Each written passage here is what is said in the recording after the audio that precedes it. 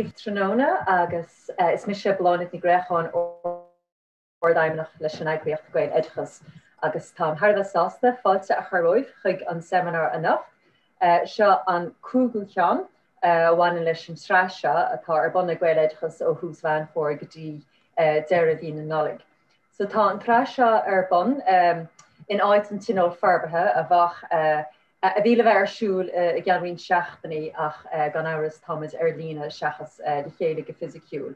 Agus cé bhfuil dímar ar na stocha nach bhfuil in éondí lena chéile ag an tinál táid riméideach go bhfuil deisinaí nua fát agan agus aimse agan chun pobl a chothú agus crothú ar lína agus muid a ceirlih le réimsí a chuchan cín agus réimsí bhaine le farbar tarmúil I réimsí agsúla an tumoideachas. So téman hí an nach ná léitheoireacht Sna hArdranganna agus le Jacqueline de Brún an sin ach fágan sin fhí gcathaoirleach nasca an sin Jackie chur in aithnatíh. Ach dúr heastáim I dosach just buich sa gáil le Jacqueline haar ceann threoireachtas bhín si I Caroline go gníomhach agus go foiiniú le gcónaí agus ar bhórd siúrtha na heagraíochta agus is mór gon é sin. Tá me anna bhuiach freisin de NASA gur lecht ar í san éidechas I go láiste an smáil agus tá mai cinnta go ndéana sí stúr fir éfachtach ar an seminar se mar is dúilí I gcónaí. So sin é weimse a chuirde tá me chun éáil fuaimh sin is sí siar agus tanmh agus tarbh bhaanta san seminar se agus tásúla gonú mééis sih linanist an cé ceann eile a bheits arsúil I gceann caiiciise agus sin ar an seach goláid ag den bhí se ar an ábhar fonóíocht agus litarthach agus bei sé sin a hachta ag Emily Barnes agus le cathaoirleach tinte ag pórig go dtír. So bannaí tanna was an sesiún. Gur mí a head a bhláid. Díreach beidir sol dosóid tá is go cuideach se le Jacqueline agus í caint an tábhar díriú an ggóhéic sin. Mar sin choú agus eice sib pólthú a spéidir go bhreagrach si roiin má se bhile. Tá mis sin seo le Jacqueline chud in aithnaíb agus camerará gúil sé ionintach a bheith in seo an éadí lethe mar tá go leor léite amsa atá slífa ag Jacqueline freisin agus rud a bé dionan si obair an sco a gúnaí. Is olamh cúnta ar hagas na gaeilge I Jacqueline tá si an ollscoil chathairhreaach lia faoi láthir. Ba chóirleir éidechas í san áséanad email feris a ribh seo agus bhí sin na múnta ar gaelscoile chomáile sin. Seans go bhacha sib go leor gan obair tá dionanta a hána agus ra bainteice leis agus a d'urbar si fónic na gaeilge, cód na gaeilge agus an chlár lualéitheoireachta cléite chomá céanna. Tá ansaí meice freisin sa léitheoireacht agus a bheith scríb chomá céanna. Tá an trochttas PhD ar bun ag fi láthir bunaí ar an léitheoireacht agus tá bíonn si héana scríb chomá céanna.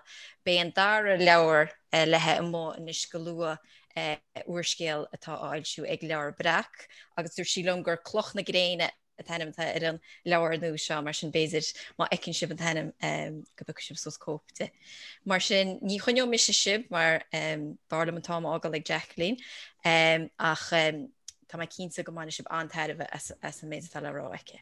Agus an sin ag deir an teisiún sin breanmid ar chud gona ceistena tháinig isteach agus tuairmid seans go Jacqueline sin ar agart ar nó béidir na hámainin chola cheiste agart ach dúna man ar níhall leis na cínetáin.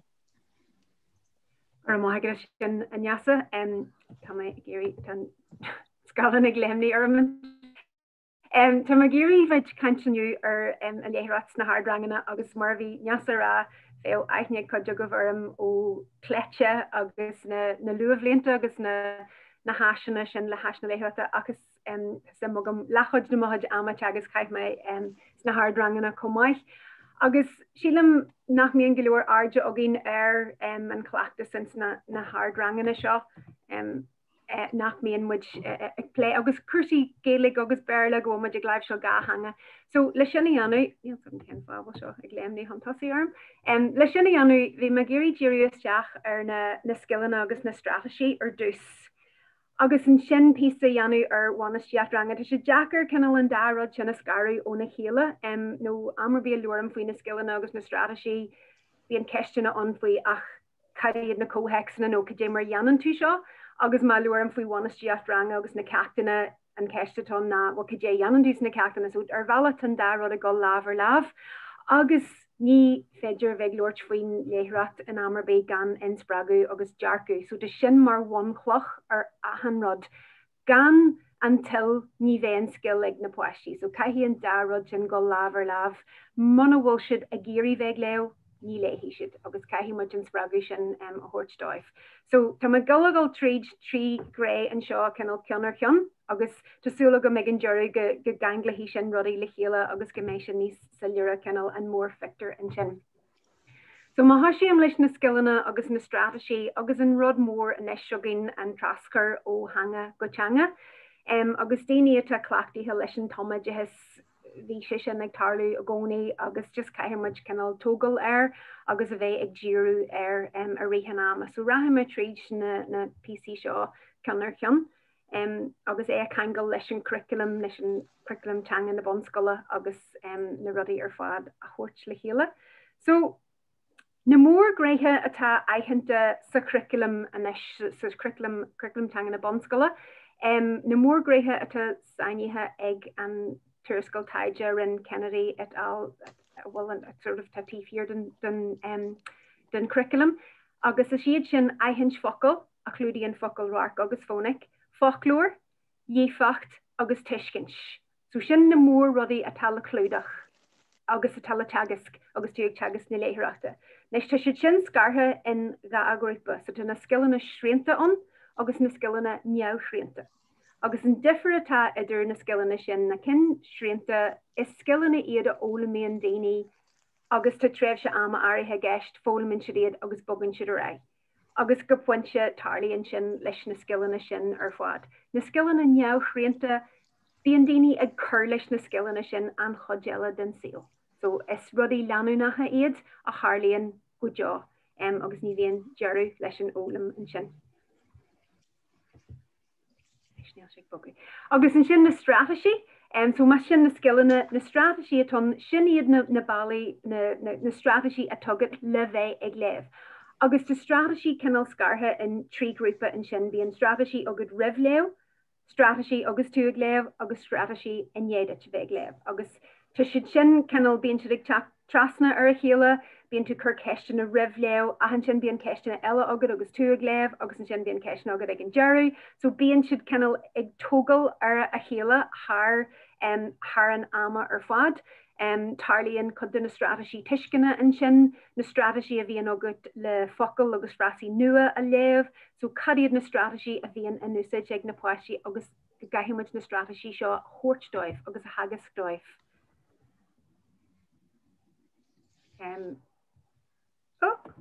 Go leis go. So na Straitéisí agus na Scileanna seo a thrasnaíonn tá gréithe an atá mar a ggéarna sa Gaeilge agus sa Bhéarla.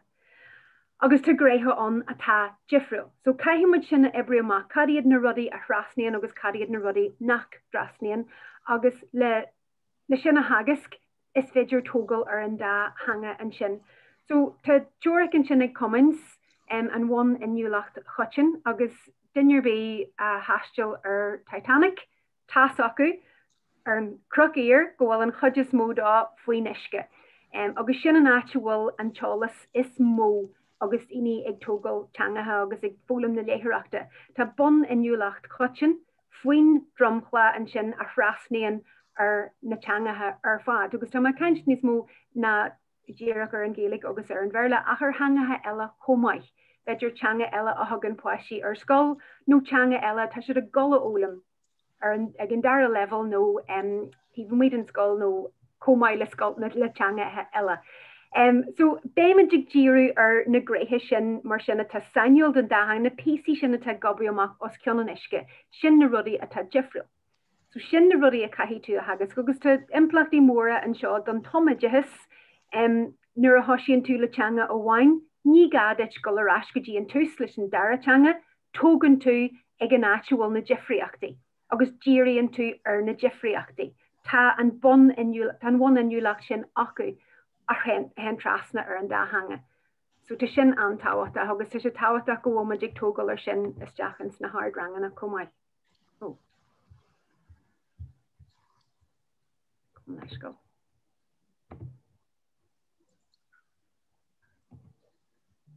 So tá áhar takeíocht agus rudbag taidjin sin, well, piece of more taidjin sin, atá ar hiú CNCM faoi seo.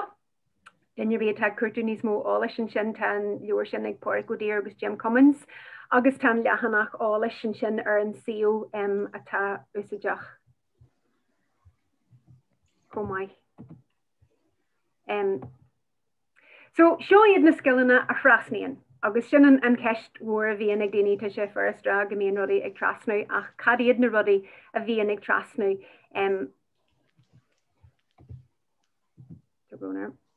seo ag léimhní. So na rudaí a bhíon ag trasnú is féidir sin a dhéanú in aon teanga amháin agus tógal ar sa teanga eile. So ní gá na rudaí seo a theagasc a rís. Tá sé deanta agad uair amháin agus is leor sin. Níl annach go bhfuil tú ag ardú an teála seo ag na poistí agus ag díriú airde ar na dearfach daon sin. So na Scileanna metacogniacha tá luit sin álas faoin álas so go bunúsach go bhfuilas ag poistí go bhfuil an dáscil seo acu agus a rééis ní gá a hanra dhéanú an seo faoi gá tá sé acu ma dhéanann tú é uair amháin. So couple of móún sin agam maidir le Traschur Scileanna agus tá just a caithí rudaí amach mar bhiltaí. Má churann tú na leor hir fad le chéile, Gaeilge agus Béarla. Go mbíonn níos mó ábhar léitheoireachta ag na poistí, agus go mbeadh réa acu ar réimse leor. Beidir checks Gaeilge a úsáid le spric amháin a theagasc, agus checks Béarla a úsáid le spric eile a theagasc. So go siar go dtí na Straitéisí agus na Scileanna sin, réí ceann na Straitéisí nó na Scileanna agus Jan ceann na Béarla, ceann na Gaeilge, agus míníad an na poistí go bhfuil siad mar géana. So tá na rudaí seo ag tarlú ach ar bhealach go cinnal neamh cóasach ag na poistí, ach ma dhéanann tú sanúla, ma dhéanann tú ag go folasach é, ben skill sin sillir acu. Agus is rud é seo nach bhain poistí in san tumoideachas nach bhain go leor aitheantaiste seo. Is skill seo go bhfuil an dá hanga seo acu go mbíonn siad non go an non nacional ag buintú úsáid just teanga amháin le teanga eile úsáid is skill éintach sin. Agus ní an na poistí aitheantas is ní an na múntrí aitheantas as seo a theagasc dóibh. So is rud mór é, agus tosaí sin muid ag smuoinú an bailach seo go bhfuil an dá skill sin acu agus go bhfuil féidirthachtaí an de tógal air. Siar cailí seo caró mai. So mar hampla, má tá tú ag teagasc, so seo couple sampla practical an seo, má tá tú ag teagasc na puncaíochta agus tan funcaíocht mar géana is comma cén teanga, tá sé mar géana sa Gaeilge agus sa Béarla, so ag teagasc cuairthaí caintse aber, buinú sa just leor Gaeilge, agus míníad in na poistí go bhfuil sé mar géana sa Béarla, agus tan seolas acu in Gaeilge agus a Béarla. Agus an sin tú ag teagasc cuairtha uamhrasa le checks Béarla. Agus a réist míní dóibh go bhfuil sé mar géana sa dáthanga. Níl annach lipid a tal foghlaim an focail ar an rud sin an tíon difriocht. Tá gachrod mar géana, tá concap mar géana, léan tú leis an guch mar géana agus tá na Scileanna sin mar géana. Modular structure checks, the instructor ingach genre. So sean táhacht atá le seanraí agsúla a dhéanú leis na poistí. Gomíonn an réimse sin taithí acu le fiction agus neamh-fiction. The instructor ar leith le gach genre agus bíonn tréthe ar leith le gach genre. So mar hampla in inchins, bíonn tú slár agus dearú an. Agus na tréthe a bhíonn in aber neamh-fiction, beidir threoir leor, so sin leor cócaráachta nó leor a thugann trúra faoi rud aigean, bíonn na bríochra sa bhó ordaíthach. So bíonn tréthe áirithe teanga an. Agus is cuma má thugann tú leor cócaráachta in Gaeilge agus leor cócaráachta in Béarla bei instructor, díreach mar géana. So ma tá tusa géirí lasagna a dhéanú, tean tú go dtí an clár nó an tinnex, tean tú go dtí an lehanna cé agus léan tú an ceann sin. Ní léan tú an leor cócaráachta ó thús go deireadh. So jantar é ar bhealach difriúil, caithfí muid na rudaí seo a theagasc, agus tá na tréthe seo mar géana sa dáthanga in Gaeilge agus in Béarla. So ma jantar gré teanga teanga amháin, go go siar ar sa teanga eile, agus tóg sin lá. Jan ken si go diggin siad agus go naithníonn siad go bhfuil sé mar géana in san dáthanga. Comparaidí le gáiliúir, agus structúr luair, na character beidir ó luair a bhain agus luair eile, agus tugann seo níos mó réimse dóibh, níos mó taithí dóibh ar luairthaí. Agus mar bhain siúr de tusa clúdach na léitheoireachta, agus tá tú clúdach na Gaeilge agus an bhéarla ar fad le chéile. So tá sé an éifeachtach dóibh.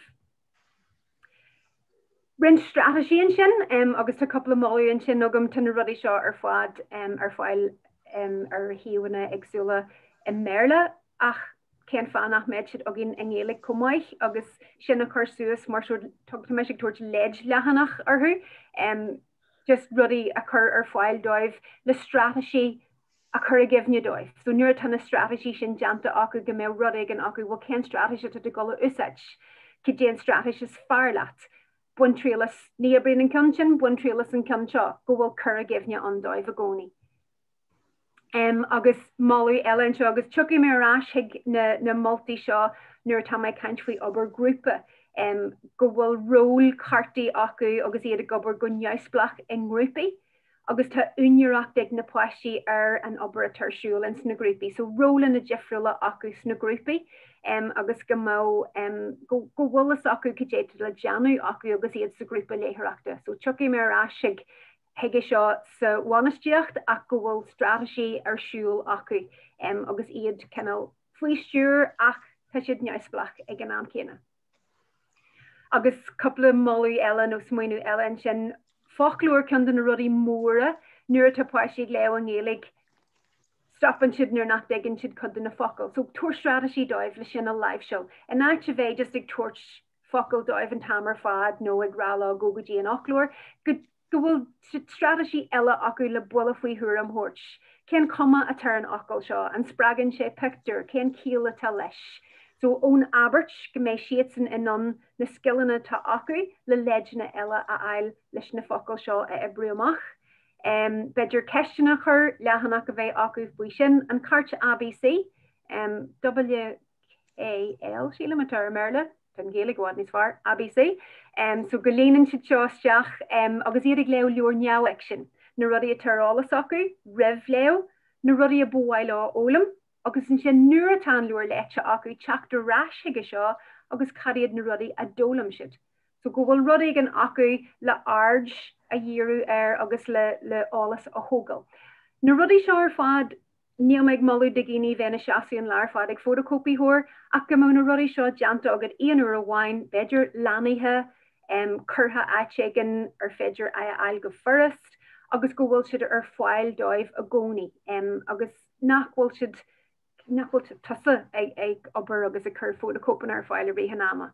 So an bun teachtarach an seo Jan Gréhhain in Gaeilge, Jan Gréile gach bearla agus mini ggóil an dá gré sin acu inis sa dáthanga. So caithí tú an céim sa bhreis sin a ghlacu, gan é agal go bhfuil siad seo tarlaí go cinnal, beidir go bhfuil sé tarlaí, beidir nach bhfuil sé tarlaí, just tóir amach é agus mini go bhfuil sé ag tarlaí agus é dhéanamh go folasach leo. Agus cadiad na gréthe teanga nach náistríonn ó bhéarla go Gaeilge. So sin iad na PC sin, na PC sin a bhíon os cion an isce ar an leach ír. Na PC sin atá gobaí amach. Sin iad na PC nach náistríonn. So cibhréir na Gaeilge atá omlan defriúil ón bhéarla, agus an bailach is fearr le cibhréir a theagasc ná fé ag leo. So má léinn siad codhór tógann siad an cibhréir an sin. So sin cinndan na rudaí nach mííon acu. An gramadach hainúil don Gaeilge, letrú na Gaeilge agus cod na fuaimena. So tá sin cinnal tangailte letrú agus fuaimena. So níl me se a go bheith glóirt faoi gramadach agus faoi fuaimena inniu agus bé cheardlann an gan cocu se le Emily Barnes ar na fónacha. So ní bheith me se glóirt faoi sin ach bhhailm rud a bhain a rá faoi na fónacha agus muid a caint faoin léitheoireacht na hArdranganna beidir go sílan daoine bhfuil tá sin deanta agus na luamh léanta is scil srianta é, tá sé acu inis ach ní bhíonn sin Jerry an scéal, caihí muid a gcónaí bheith chur a gibhnead in na páistí, níl an Gaelic acu sa timpachtacht mar tá an Béarla, ní aonn siad an clachtú céarna leis an Gaelic, agus caithir a gcónaí bheith chur a gibhnead dóibh faoi na fuamanna, agus tá rudaí móra de písaí móra á leis sin a chaithí siad a ail, agus athraíonn an scill sin mar stratais. Is stratais acu inis go méid siad non na focail a bhrisú síos, agus an teála sin a úsáid in san cóhex. Agus rud mór eile faoin chuidse agus beidir nachfuil go leor airde a gin seo ná na morfímí sa Gaelic. Agus san níos mó tá silí nó PC focail sin, but tá níos mó gceist leis na morfímí agus gur glúdaíonn sin sort arú agus sébhú agus réimíarna íormhíarna tá písa mór ála sin samplaí atá ar cód na Gaeilge an sin agus rins sampla eile a tar fáil ar lína ar náisce. Maidir leis na réimíarna tá siad más ru rialta, má heigean na páistí seo an réimíar seo fréo an ocail, an bhfuil siad non an fréo aithins mar chud an ocail agus na písaí atá curtha leis. So seo cinnal a gol céim níos airde na go ddíreach ar na fónic, agus go má siad ag ddíreach na písaí sin in na focail. Tá na Jerry in na focail Gaeilge ainta simú ar fad ach caiimiid an teála sin a thuirtóibh. Vis na Jerry a thugan an teálas dóibh sin an áte aithníonn tú cé acu bríthir atá nó aine-mocail nó bhfuil se san ulra, bhfuil se sa gcineadeach, an bhfuil se bainistíocht nó fearistíocht, cén díachlíú na bhfuil se go suas level. Tá na Jerry in sin na Jerry na wacail cudhúirúin, so sin na hiormhíarna agus bú am a caiithúir sin le goméin na páisín an teála seo a úsáid, nuair a hagann siad hiag focail nua, na rudaí na skillanna seo le focail nua a live seo. So an chiad fisa eile an seo buan sé le bainistíocht ranga agus na cheachtanna léitheoireachta. So más sin na strategy agus na skillanna, Démar a hagasc an tú sin agus céad na cóhexanna ina níon tú ag teagasc na léitheoireachta. So na cóhexanna ar fád agus ba chóir go mbeadh deisiigh na páistí bheith leo ins na cóhexanna seo ar fád sa Gaelic agus sa Bhéarla thar heachtain. So Solomon team creagah, stop, ná Dan Jarmud ar Traschur Scileanna. So be me caint faoi na bailí le seo a live seo, agus tú ag úsáid Traschur Scileanna agus rudaí a úsáid. So raithé mé tríd na rudaí seo ar fád leis le míniu cadatá geisla agus an sin an bailach le éire nascú le chéile. So an léitheoireacht a ggófáirtear dús agus moltar seo den na hArdranganna comáith, níl me caint faoi Pictar leir leo leis na bonranganna idir fad ar cushiní ar nuidir tá caintear hex a úsáid le teanga a hagasc, le léitheoireacht a hagasc le ceacht a dhéanú ag an level sin leis an rang omlan. So an rud atá gceist agamsa le seo ná níl sé teacht. De Brún tá sé ar héal éis. 1 second. No.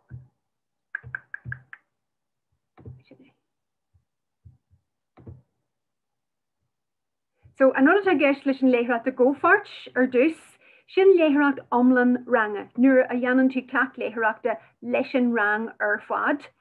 Bíonn an checks agat mar leor mór ar Scileanna nó ar hastan, agus go bhfuil an checks a phlé ag an rang ar fad.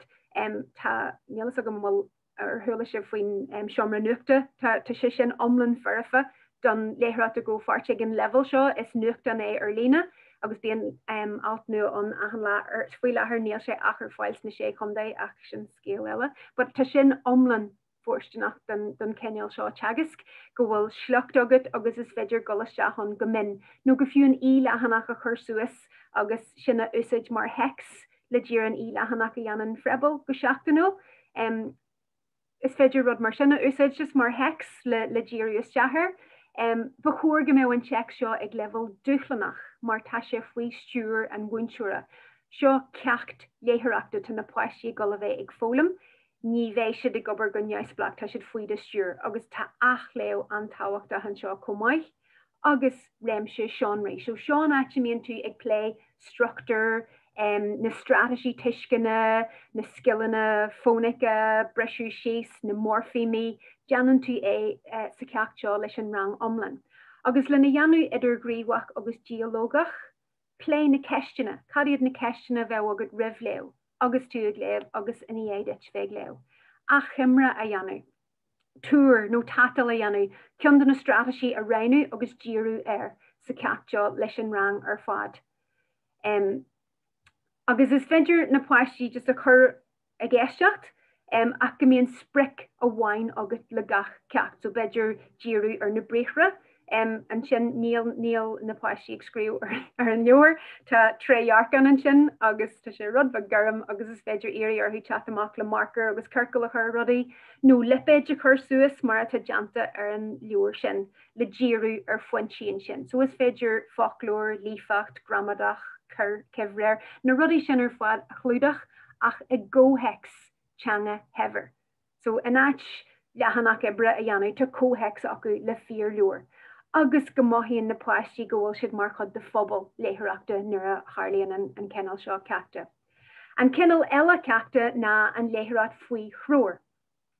So seo cleachtas ó nua Helen agus bíonn na páistí a deanú dul chun cin. So na cheachtanna, so de cheachtanna eile díhart don léitheoireacht faoi threoir. So cheachtanna dúchlanach don léitheoireacht a ggófart, don na cin seo, ba chóir go mbeadh na cheachtanna ag level sort teagascach, níor bhile é a bheith ro éasca nó ro dhearcadh, tá siad ag level teagascach ag scóil na páistí ag foghlaim rud aigean, but nach bhfuil siad ro dhearcadh nó sna grúpaí léitheoireachta seo ba bhile go mbeadh obair neamhsplachar siúil, níor bhile go mbeadh bairistíocht acu. So a rééis tá threoir an sin ar hiú CNCM ar an léitheoireacht faoi threoir. So is grúpaí beaga léitheoireachta a bheith sa léitheoireacht faoi threoir, de réir abalteachta nó cardias nó sima, ag brathir an structúr bhíon agad ar an rang, agus ar na spricin na teagas, so tucaí muid ar ais heige sin. Bíonn an checks céanna ag gach duine sa grúpa, agus checks na difriúla ag na grúpaí. So sin deascéal ó híomh na airgeide, ní gadit níos mó na 6 leor a cheannach de rang. So ní ga bheith ceannach trocha leor de gach duine sa rang. So is leor just go leor do aon grúpa ó bhain, agus an sinna athraí go dtí grúpaí eile. So sin scéal, deascéal ó bhain an sin. Ba chóir go mbeadh réimse seanraí agat an sin comáid leis na leor, agus tá réimse seanraí ar fáil. Agus na cheachtanna ag level teagascach, tá má gola heachtar ais go dtí na level teanga ar bháil comáid. So tugann an múnsúr takeíocht na páistí, agus an sin bíonn na páistí gobar go neamhsplach. So tá an múnsúr cinna le teachtas sa gimacht. Agus tá ag peiliú ar ais go dtí na ról cartaí agus na strategy sin a phléimiid sna Scileanna eile, go bhfuil na rudaí sin ar fáil dóibh, agus go bhfuil is acu dé taladeanú acu san obair grúpa. So léan an múnsúr léan an grúpa leis an múnsúr le macala go cóúil agus go ciúin.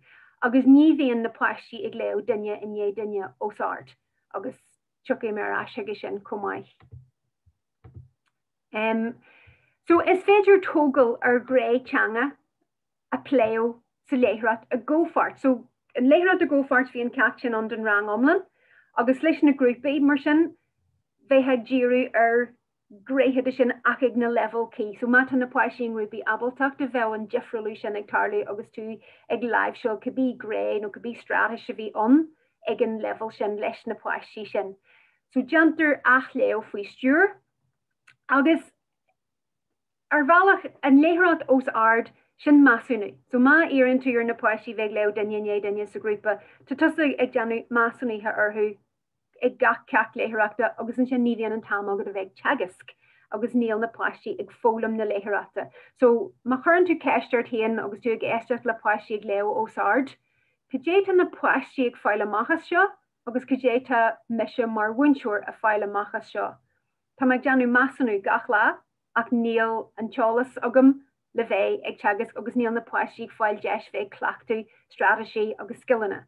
So sin ceann na deachreachtaí má chaitir baireacht ama ag éisteach lá ag leo os ard. Má dhéiríonn tú ar an phlé, so má léon gach duine checks le chéile, Agus an sin tá am agad le bheith díriú na Scileanna, na Straitéisí, ceistú, achimre, na rudí sin fad a bhhaile a dhéanú leo. Agus an sin tugtar tasc neas blachta na poistí bunaithe an bhéid atá leite acu. So sin sampla just go gasta de grúpaí agus rudí féidir just a trí grúpa sin ach go mé an múnseirigh bogu ó grúpa go grúpa agus tasc neas blach ag na poistí an chodéile an am. So má tan múnseúr le grúpa ar dús agus an sin bogan an múnseúr go grúpa eile go bhfuil rudí an acu atá bunaithe ar an obair beidir a rinsead an lá rive go dtí go mbíonn an múnseúr acu leis an céad checks eile. So gnibrion tú amach é tan plánal táhachtach an seo. So bhí me géirí Lord faoin na grúpaí a réis an seo agus na level checks. So bhí me caintin sin faoin checks a bheith dúchlanach don léitheoireacht go fort agus teagasc don léitheoireacht faoi threoir. So sa taide ar fad don bhéarla. So níl annach taide ar léitheoireacht an bhéarla an seo.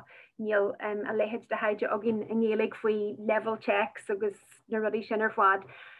So tá threoir seo agin. Agus tan threoir seo tucha go minic maidir le léitheoireacht faoi threoir agus measúnú agus an cineál sin.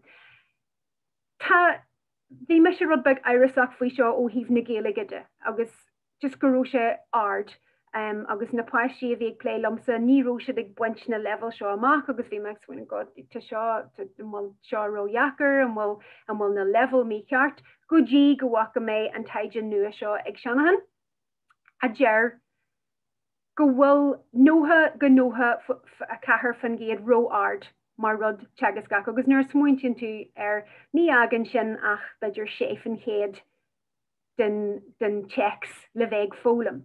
Ní mór an sin. So bechóir go méid siad níos ísle agus siad am go bhfuil cíal le sin. So just bí cuaramach faoin na level seo tas agam nachhfuil siad an don Gaeilge cabbé ach má bhíonn tú deanú measúnú agus má dhéanann na poistí botún a bhhain as gach deich bíonn tú abaltan cheachtanna ebriúach go first.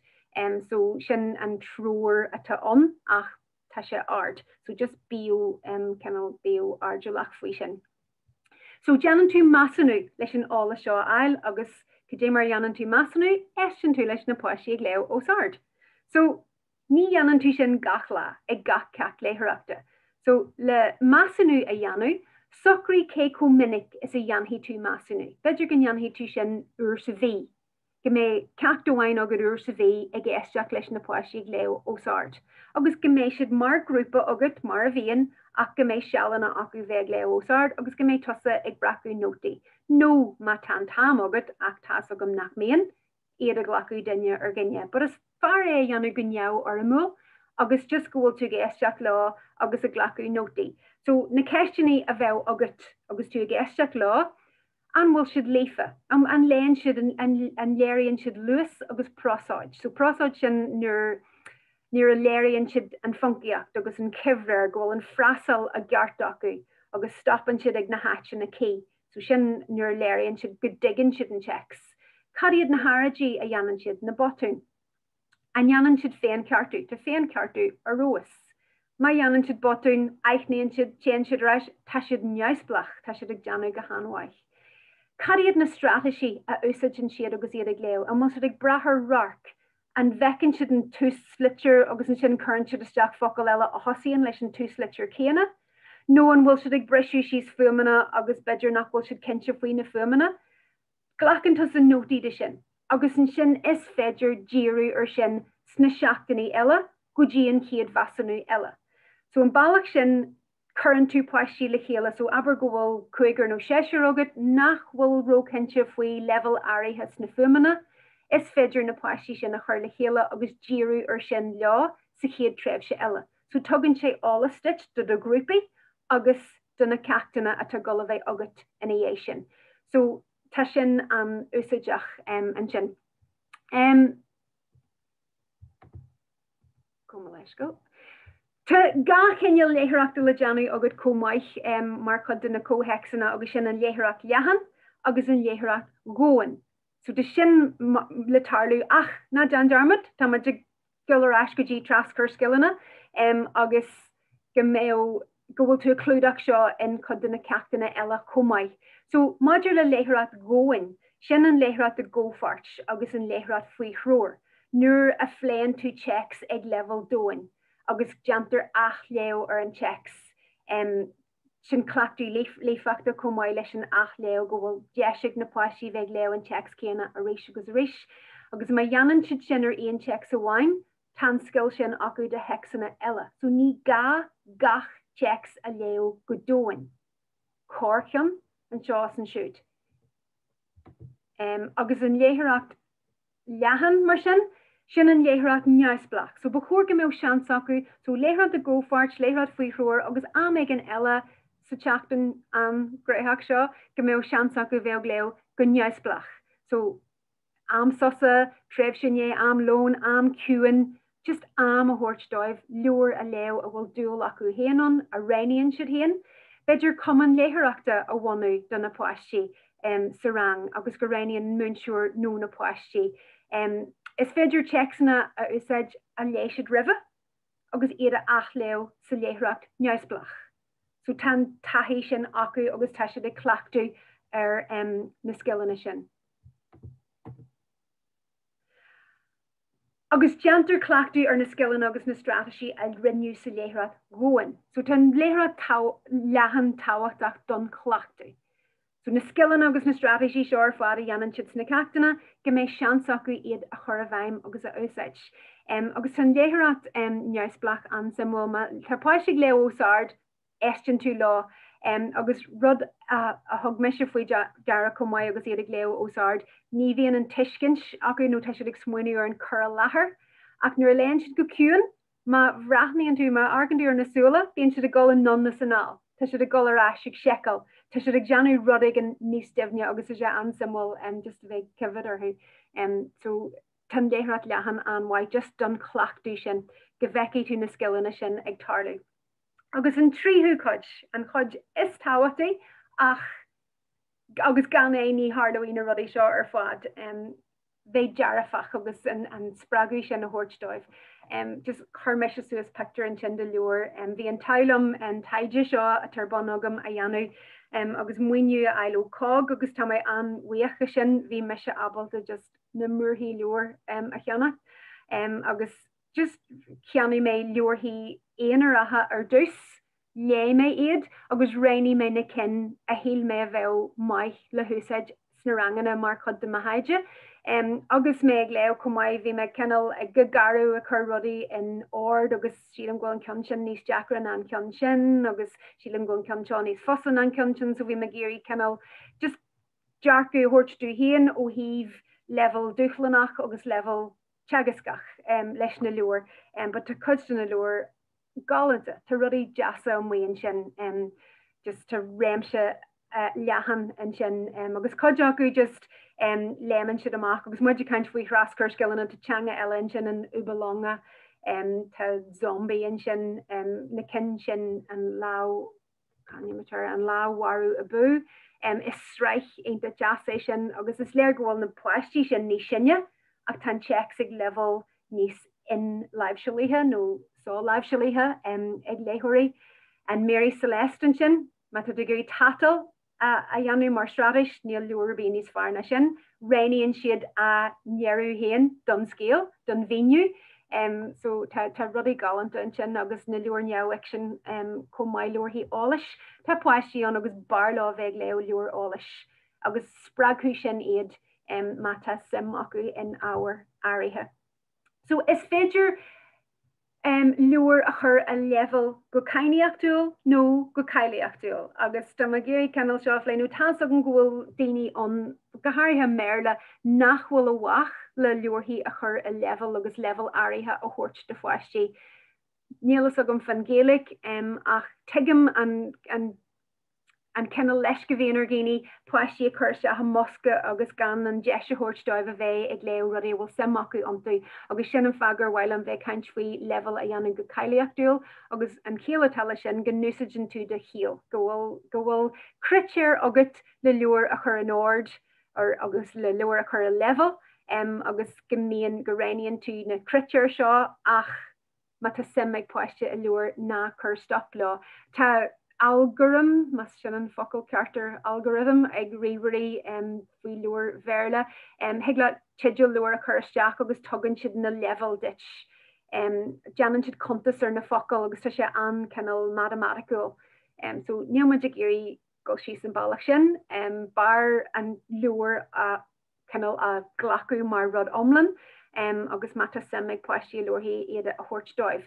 Ach níl ruidir bí cear le leorhí a chur in hArdranganna agus canal rudí a wallú a taníos Jacqueline na rudí eile agus iad a dhéanú an bailach sin, but is féidir le scholar bé seo a dhéanú le leor just lé iad agus nó buú sa justú agus feici tú leis na poistí cadíad na cenne hílann siad sanna tu níos Jacqueline a cen eile agus iad a chur an ord an bailach sin just bé sé anú sa Jack agus tú ag réinú check sanna agus tasag an goródaine chur ceisna faoi ré leor.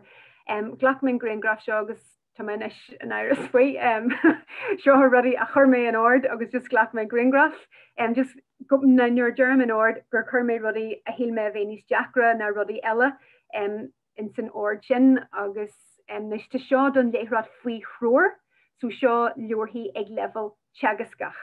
So noia ma tatu janu ag ruddy ag level nis arja fuistir and winsure rainian to checks of tanis jacra. But lishan a yanu kaihi tuna lure ve an ordog agus fisogat go will ruddy on a tanis duflana na ruddy ella agus koji and shelat na rea na shaw a yanu. Modular skill agus till and shin Lurhi at a simul agus saltware agus spragul ach erigin level chart to shin tawachtach. Dearcadh dearfach ag poisí, ag múnseirí, ag tuismór camera nar a hanig na luirhí sin thugam sa bhí meise cosal le poiste lá nolog, tá siad galanta, tá siad hArdranganna bheith spracha ag chud duna luair atá an bhaon sin inis tá rudaí aonanta deasan. Nis sin ráite, bhí rudaí an agus mé ag leo agus is caiich mé iad sa corneal, bhí rudaí an a bhfuil an bhuala agus híl mé ufasach, bhí rudaí mar sin an cumáid ach den chuidir mó bhí rudaí galanta agus tan aber alaine agus tar ruddy ag ardcaidin tá siad aonanta deas. Cóhexanna a dhéanú saltware de foiisi, so má tá siad ag leo go neamhsplach churamach cusini, ceol deas, ruddy atmosfér deas sa seo mar ranga go mhaineann siad salt as an léithreacht. Ná dean sin do léithreacht an bhéarla, tá siad go bra. Den do léithreacht na Gaeilge, deanna ag go special de dóibh go bhfuil rud ag an saltware agus go ganglíonn siad sin sort Pavlov's dog.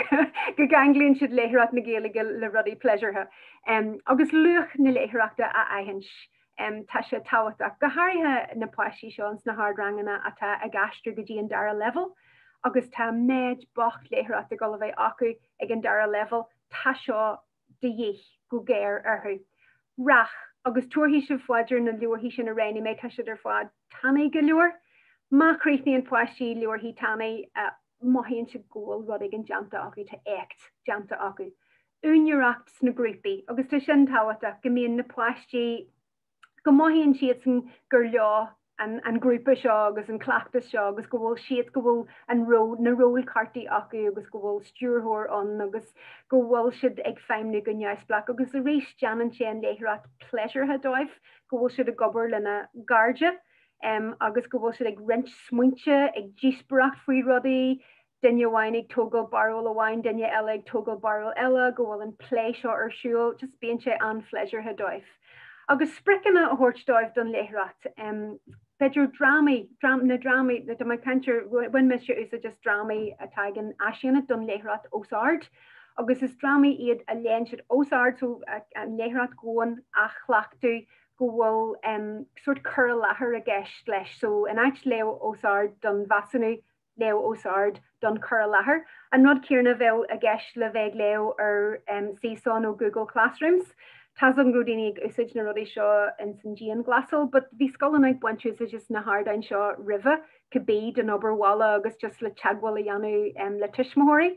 Ach má bhíonn ar foiisí canal léithreachta dhéanú ar Ceisteá agus go gaithí siad é chhlaachú dhéanú go maiid bíonn na tuismóirí ag codú le, tugann sé sort spricdóibh bheith ag leo ósard. Má tá rudaí le haimsú acu sa checks, beidir fumanna áirithe nó go bhfuil rud igen leith le cuairtú sa checks. Agus cuman léitheoireachta agus taide inta jazz seanta ag Cléadh agus Tina Hickey na cuman léitheoireachta agus ansamó bhí ceisniúirí acu donna pláisí agus a chur ceistir go dtíad na leorthaí a háitní an lá agus go leor moltaí an sin na pláisí churig leo ag goman léitheoireachta agus go réíonn siad leor iad tain. So tá rudí mar sin jazz just le iad a sppragu. Agus clachtú a dhéanaan maistra. So na cheachtanna seo fád ach an sin go mbíonn an clachtú acu bheith leo go ciúin agus go neisblach go bhfuil an deis sin acu. So ag golarás go dtí na mór rudí a bhí agin an sin tásúlagan gur thug sin rudí le chéile an sin agus go bhfuair sibh coppla smaointú amachas as sin clúdaí mé cuid mhór. Ach bhí sé Jackar díriú ceanháin nó ceanella agus hí méidir an cóhex agus don dárod go bhfuil sin an ach ben chur lethir seo an saoh so de gannne bhí te géirí go aráisiige. Agus mar ocail scur an seo tá seo inta táhaach. Teaching reading is rocket science. Tá seo Jackar. Agus dunne bí a hílann go bhfuil sé first agus just Janan tú léitheoireacht lá tá sé Jackar.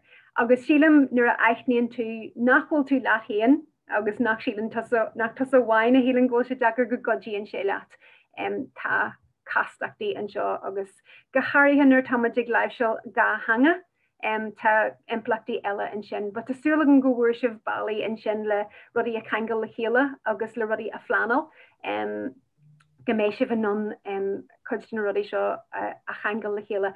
Tá tagartí an sin agam do gannnear bí a deanú taide nó a géirí níos mó léitheoireachta a dheanú faoi seo agus rinn méíart na nasc a chur arthú comáith.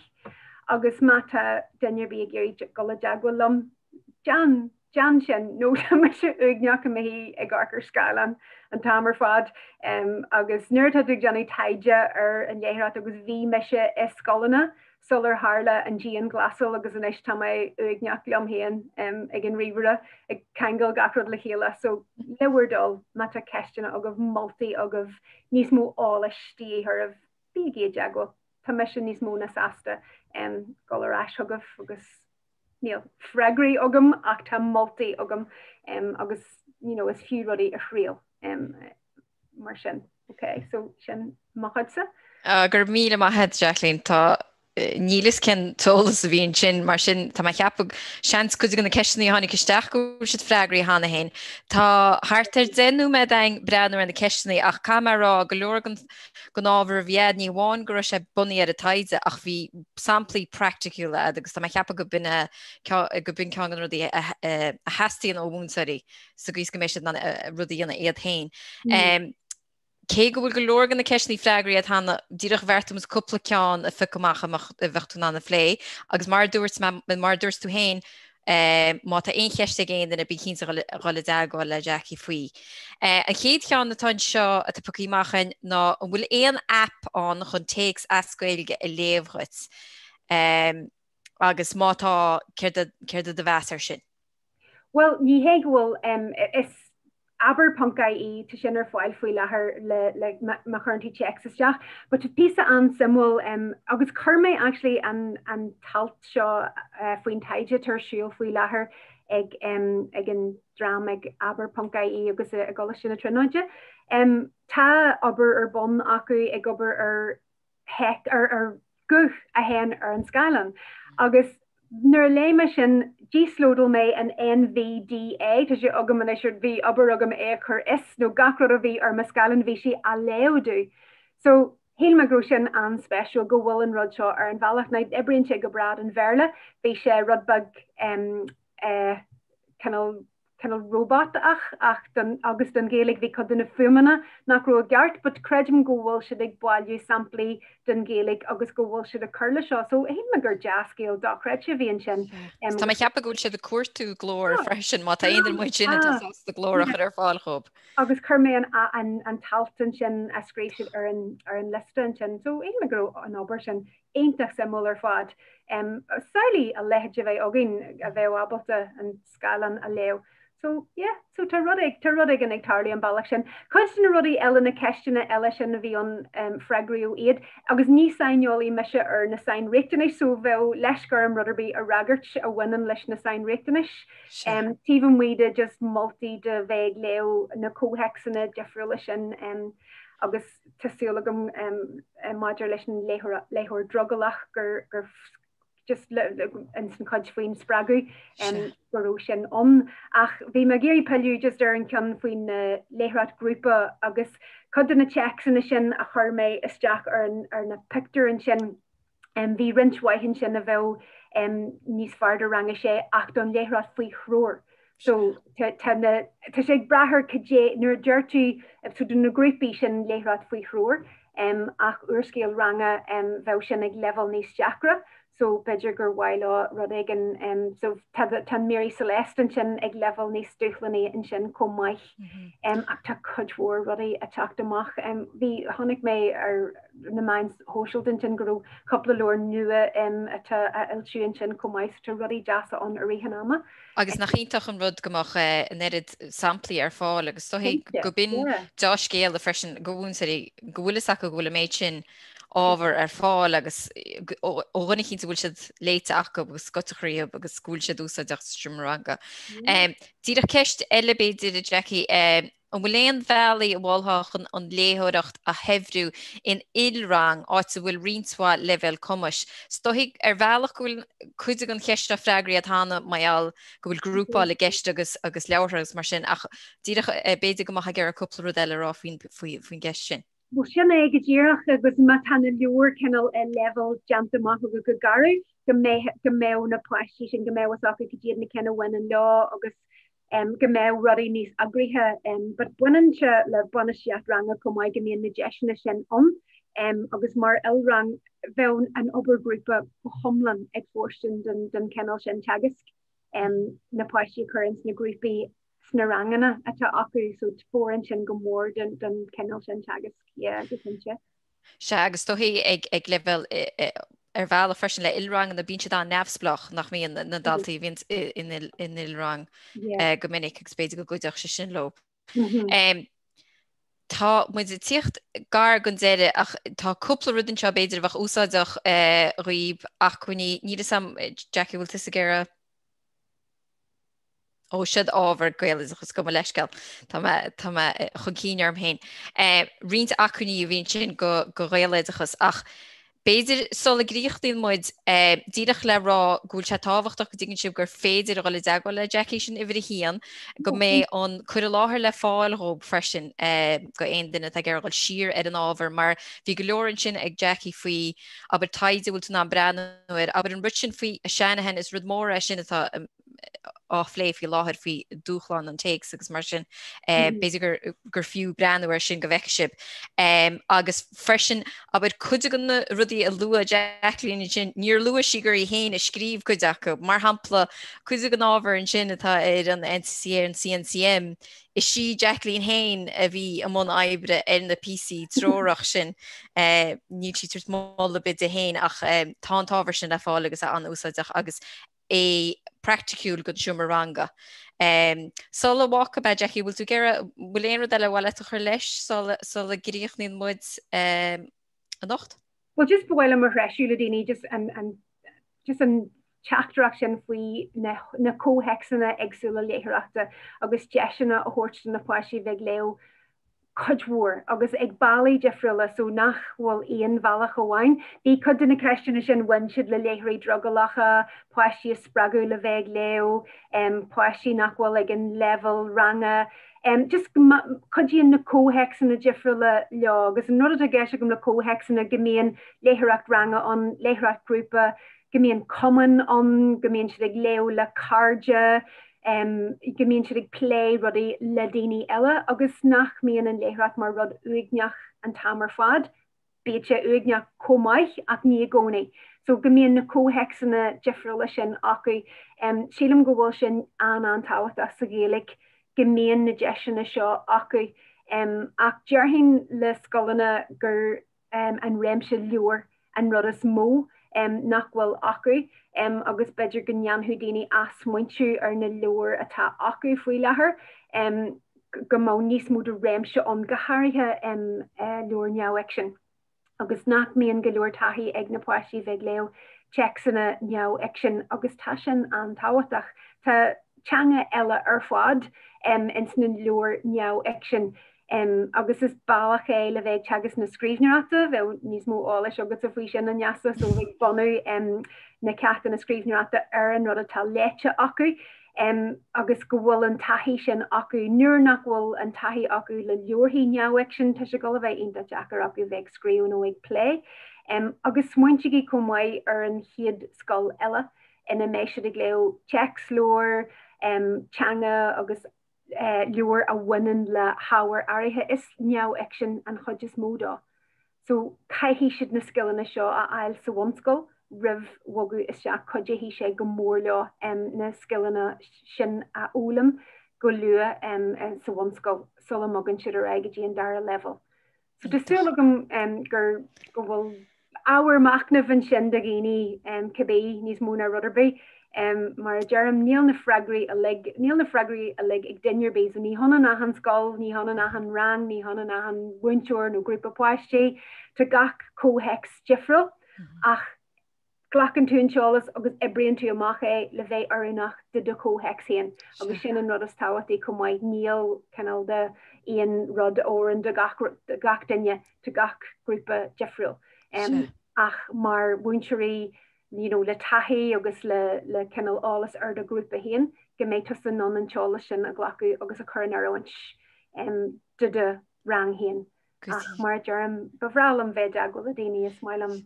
Tá mai cinnta go méid daoine is agil letar se go deasta chuide ála réanos agus tóthaí is fiú freisin takeíocht a chuirt go na fáilseóirí atá aine gailge agus a ghil go dtíana síhanna agus breanúir na leabhar sin mar tá túfas ar fáil.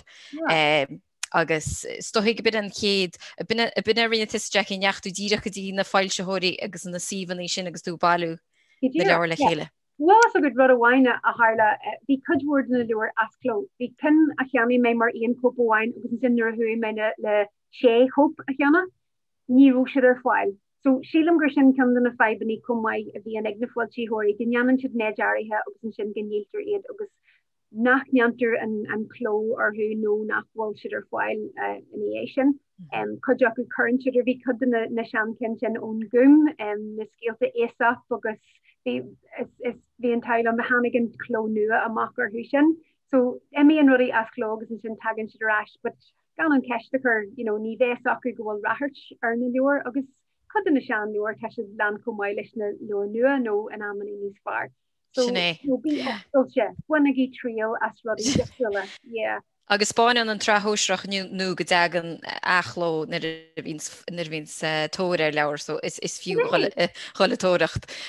Bhfuil chabáin déidir chu leis gur míle maithe Jackie as a go láthir bhí secha simú tá nótaí tóí amsa be me caiint le mochad miléin héin faoigus gan rudí ví rá ach bú freisin cuiinú éis an na seminar atá ag Gaeilgeachas as seo amach freisin chuidir gan rudí a bhí á blé in job freisin fachnask ige leis na cín sin agus fachtiile ólas sé gist. Bhil muochas go lecha le Jackie as an go láir agus muchas le Gaeilgeachas freisin as chuidirthirt chumsa agus bé mu a cantarí dá cín le chuna dé, béidir macht mu ar láhanna blion se thugann le chuna dé.